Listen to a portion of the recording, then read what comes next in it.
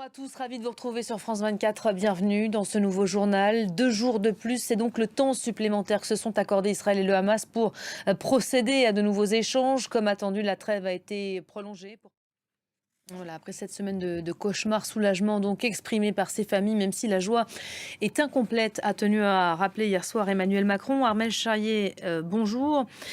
D'autres libérations peut être rendues possibles dans les prochaines heures depuis l'annonce de la prolongation donc, de cette trêve. C'était attendu.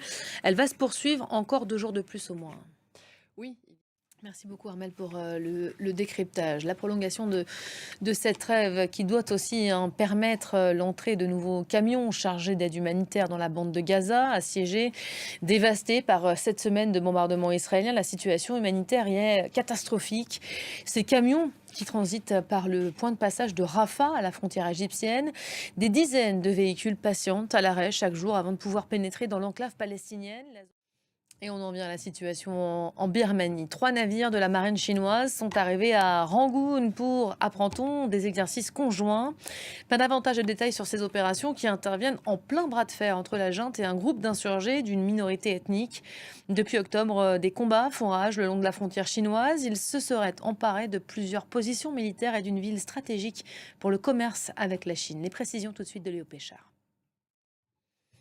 Et l'actualité en France est le nouveau plan anti-tabac qui vient d'être présenté par le ministre Aurélien Rousseau. Et c'est un durcissement encore qui s'annonce. L'idée avait un temps été envisagée aussi en Nouvelle-Zélande, mais le pays ne sera finalement pas le premier à interdire la vente de tabac, comme promis par l'ancienne première ministre Jacinda Ardern.